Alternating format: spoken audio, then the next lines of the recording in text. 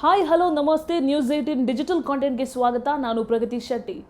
ರಾಜ್ಯಾದ್ಯಂತ ರಾಮಲಿಂಗಾರೆಡ್ಡಿ ರಾಜೀನಾಮೆ ವಿಚಾರ ದೊಡ್ಡ ಮಟ್ಟದ ಚರ್ಚೆಗೆ ಕಾರಣ ಆಗಿತ್ತು. ಕೊನೆಗೂ ಈಗ ಆ ರಾಜೀನಾಮೆ ವಿಚಾರಕ್ಕೆ ಕ್ಲೈಮ್ಯಾಕ್ಸ್ ಸಿಕ್ಕಿದೆ. ಹಾಗಾದ್ರೆ ರಾಮಲಿಂಗಾರೆಡ್ಡಿ ಅವರಿಗೆ ಯಾವ ಖಾತೆ ಕೊಡ್ತಾರೆ, ರಾಮಲಿಂಗಾರೆಡ್ಡಿ ಅವರು ಹೇಗೆ ಸಮಾಧಾನಗೊಂಡ್ರು, ರಾಜೀನಾಮೆ ಯಾಕೆ ವಾಪಸ್ ತಗೊಂಡ್ರು, ಇದ್ರ ಒಳಗಡೆ ಇರುವಂತಹ ವಿಚಾರ ಏನು, ಈ ಎಲ್ಲ ವಿಷಯವನ್ನ ಇವತ್ತಿನ ಈ ವಿಡಿಯೋದಲ್ಲಿ ನಾವು ನಿಮಗೆ ಹೇಳ್ತಾ ಹೋಗ್ತೀವಿ. ಕೇಳಿ. ಡಿ.ಕೆ. ಸಂಪುಟ ರಚನೆ ಆದಾಗಿಂದಲೂ ಕೂಡ ಅಂದರೆ ಡಿ.ಕೆ. ಶಿವಕುಮಾರ್ ಅವರ ಜೊತೆಗೆ 13 ಜನ ಸಚಿವರು ಪ್ರಮಾಣ ವಚನವನ್ನು ಸ್ವೀಕಾರ ಮಾಡಿದಂತಹ ಬೆನ್ನಲ್ಲೇ ಸಚಿವರಿಗೆ ಇಂತಹ ಖಾತೆ ಅಂತ ಅನೌನ್ಸ್ ಆದಂತಹ ಬೆನ್ನಲ್ಲೇ ರಾಮಲಿಂಗಾರೆಡ್ಡಿ ಅವರು ಸ್ಫೋಟಗೊಂಡಿದ್ರು. ಅವರಲ್ಲಿದ್ದಂತಹ ಸಿಟ್ಟು, ಆಕ್ರೋಶ ಹೊರಹಾಕಿದ್ರು. ಅಂದರೆ ತನಗೆ ಇದ್ದಂತಹ ಅಸಮಾಧಾನವನ್ನು ವ್ಯಕ್ತಪಡಿಸಿದರು. ನಗರಾಭಿವೃದ್ಧಿ ಇಲಾಖೆಯ ಬೆಂಗಳೂರು ನಗರಾಭಿವೃದ್ಧಿ ಇಲಾಖೆಯ ನಿರೀಕ್ಷೆಯಲ್ಲಿದ್ದಂತಹ ರಾಮಲಿಂಗಾರೆಡ್ಡಿ ಅವರಿಗೆ ಜಲಸಂಪನ್ಮೂಲ ಇಲಾಖೆಯನ್ನು ಕೊಡಲಾಗಿತ್ತು. ಈ ವಿಚಾರ ಅವರನ್ನು ಕೆಂಡ ಆಗುವಂತೆ ಮಾಡಿತ್ತು, ಸಿಟ್ಟಾಗುವಂತೆ ಮಾಡಿತ್ತು. ಕಾರಣ ಏನಂತ ಅಂದರೆ ತಾನು ಯಾರನ್ನೂ ಕೂಡ ಹುಡುಕೊಂಡು ಹೋಗಿ ನನಗೆ ಇಂಥ ಖಾತೆ ಕೊಡಿ ಅಂತ ಕೇಳಲಿಲ್ಲ. ಅವರೇ ನನಗೆ ಖುದ್ದು ಇಂಥ ಖಾತೆ ಕೊಡ್ತೀನಿ ಅಂತ ಹೇಳಿಬಿಟ್ಟು ಕೊನೆ ಮೂಮೆಂಟಲ್ಲಿ ನಾನು ನಿರೀಕ್ಷಿಸಿದಂತಹ ಅಥವಾ ನನಗೆ ಹೇಳಿದ್ದಂತಹ, ನನಗೆ ಮಾತು ಕೊಟ್ಟಿದ್ದಂತಹ ಆ ಖಾತೆಯನ್ನು ಕೊಡದೇ ಇಲ್ಲ ಅನ್ನುವಂತಹ ಕಾರಣಕ್ಕೆ ಸಂಬಂಧಪಟ್ಟ ಹಾಗೆ ಆಕ್ರೋಶಗೊಂಡು ರಾಜೀನಾಮೆಯನ್ನು ಕೂಡ ಕೊಟ್ಟಿದ್ರು. ರಾಮಲಿಂಗಾರೆಡ್ಡಿ ರಾಜೀನಾಮೆ ಕೊಡ್ತಾ ಇದ್ದ ಹಾಗೆ ದೊಡ್ಡ ಮಟ್ಟದಲ್ಲಿ ಚರ್ಚೆ ಜೊತೆಗೆ ಪೊಲಿಟಿಕಲ್ ಡೆವಲಪ್ಮೆಂಟ್ ಆಗೋದಕ್ಕೆ ಶುರುವಾಯಿತು. ಈ ವಿಚಾರ ಅಂದ್ರೆ ಇವ್ರು ಯಾವಾಗ ರಿಸೈನ್ ಮಾಡ್ತಾರೋ ಅದನ್ನ ಕಾಂಗ್ರೆಸ್ ಸುತಾರಾಮ್ ಒಪ್ಪೋದಿಲ್ಲ, ಜೊತೆಗೆ ಅವರ ರೆಸಿಗ್ನೇಷನ್ ಅನ್ನ ಎಕ್ಸೆಪ್ಟ್ ಕೂಡ ಮಾಡೋದಿಲ್ಲ, ಅವರ ರಾಜೀನಾಮೆಯನ್ನ ಅಂಗೀಕಾರ ಕೂಡ ಮಾಡೋದಿಲ್ಲ.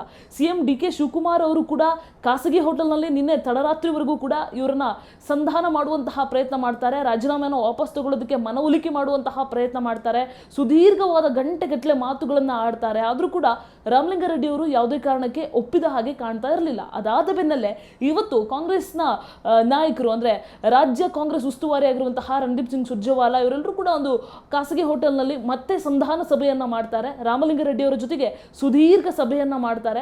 ನೀವು ಹಿರಿಯರಿದ್ದೀರಿ, ರಾಜಕೀಯ ಅನುಭವ ಉಳ್ಳವರಿದ್ದೀರಿ, ಕಾಂಗ್ರೆಸ್ಗೆ ನಿಮ್ಮದೇ ಆದಂತಹ ಕಾಂಟ್ರಿಬ್ಯೂಷನ್ ತುಂಬಾ ದೊಡ್ಡದಿದೆ. ಸೊ ಆ ಕಾರಣಕ್ಕಾಗಿ ನಿಮ್ಮ ರಾಜೀನಾಮೆಯನ್ನು ಯಾವುದೇ ಕಾರಣಕ್ಕೂ ಕೂಡ ಅಕ್ಸೆಪ್ಟ್ ಮಾಡೋದಕ್ಕೆ ಸಾಧ್ಯ ಇಲ್ಲ ಅನ್ನುವಂತಹದ್ದನ್ನ ಈ ಒಂದು ಸಭೆಯಲ್ಲೂ ಕೂಡ ತಿಳಿಸಲಾಗುತ್ತೆ.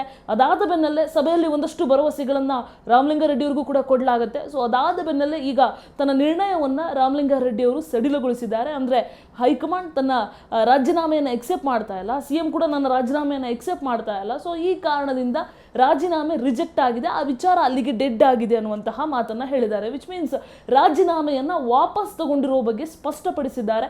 ರಾಜೀನಾಮೆ ಕೊಟ್ಟಿದ್ದೀನಿ, ಅದರಲ್ಲಿ ಎಕ್ಸೆಪ್ಟ್ ಆಗಿಲ್ಲ, ಹಾಗಾಗಿ ಅದು ವಾಪಸ್ ಆಗಿದೆ ಅನ್ನುವಂತಹ ಅರ್ಥದಲ್ಲಿ ಹೈಕಮಾಂಡ್ ಒತ್ತಡಕ್ಕೆ ಮಣಿದು ಈಗ ತಲೆಬಾಗಿ ರಾಮಲಿಂಗಾರೆಡ್ಡಿ ಅವರ ರಾಜೀನಾಮೆ ವಾಪಸ್ ಪಡ್ಕೊಂಡಾಗಿದೆ. ಹಾಗಾದ್ರೆ ಮುಂದೇನು ಅನ್ನುವಂತಹ ಪ್ರಶ್ನೆ ಇದೆ.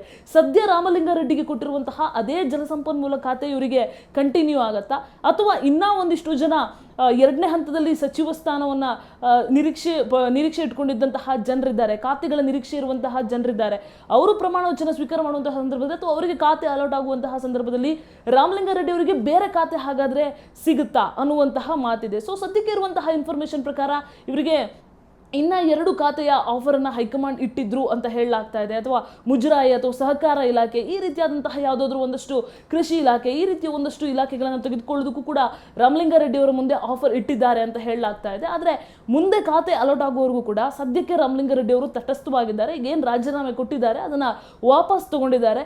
ಸಂಧಾನ ಸಭೆ ಕಳೆದ 2 ದಿನದಿಂದ ದೊಡ್ಡ ಮಟ್ಟದಲ್ಲಿ ಚರ್ಚೆ ಆಗ್ತಾ ಇದ್ದಂತಹ, ದೊಡ್ಡ ಮಟ್ಟದ ಪೊಲಿಟಿಕಲ್ ಡೆವಲಪ್ಮೆಂಟ್ಗೆ ಕಾರಣ ಆಗಿದ್ದಂತಹ ಈ ಪ್ರಹಸನ ಕೊನೆಗೂ ಕೂಡ ಒಂದು ಸುಖಾಂತ್ಯ ಕಂಡಿದೆ. ಅಂದ್ರೆ ಯಾವುದೇ ರೀತಿಯಾದಂತಹ ಒಂದು ಜಿದ್ದಿಗೆ ಬಿದ್ದಿದ್ರು ನಾನು ಯಾವುದೇ ಕಾರಣಕ್ಕೂ ಕೂಡ ರಾಜೀನಾಮೆ ವಾಪಸ್ ತಗೊಳ್ಳೋದಿಲ್ಲ ಅಂತ. ಬಟ್ ಕೊನೆಗೂ ಈಗ ಹೈಕಮಾಂಡ್ ಒತ್ತಡಕ್ಕೆ ಮಣಿದು ರಾಮಲಿಂಗಾರೆಡ್ಡಿ ಅವರು ರಾಜೀನಾಮೆ ಏನು ಕೊಟ್ಟಿದ್ರು ಅದನ್ನ ವಾಪಸ್ ತಗೊಂಡಿದ್ದಾರೆ. ಸೊ ಮುಂದೆ ಇವರಿಗೆ ಯಾವ ಖಾತೆ ಸಿಗುತ್ತೆ, ಇವರು ನಿರೀಕ್ಷಿಸಿದಂತಹ ನಗರಾಭಿವೃದ್ಧಿ ಖಾತೆ ಸಿಗುತ್ತಾ, ಅಥವಾ ಅದನ್ನು ಹೊರತುಪಡಿಸಿ ಬೇರೆ ಮುಜರಾಯಿ, ಸಹಕಾರ ಅಥವಾ ಬೇರೆ ಯಾವುದಾದ್ರೂ ಖಾತೆ ಸಿಗುತ್ತಾ ಅನ್ನುವಂತಹ ಏನು ಲೆಕ್ಕಾಚಾರಗಳಿದೆ ಅಥವಾ ನಿರೀಕ್ಷೆಗಳಿದೆ, ಅದನ್ನ ಕಾದು ನೋಡಬೇಕಾಗಿರುವಂತದ್ದು.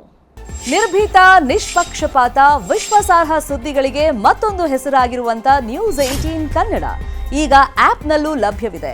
ದಯವಿಟ್ಟು ಇಲ್ಲಿರುವಂತ QR ಕೋಡ್ ಸ್ಕ್ಯಾನ್ ಮಾಡಿಕೊಂಡು ಆಪ್ ಡೌನ್ಲೋಡ್ ಮಾಡೋದಕ್ಕೆ ಮರಿಬೇಡಿ.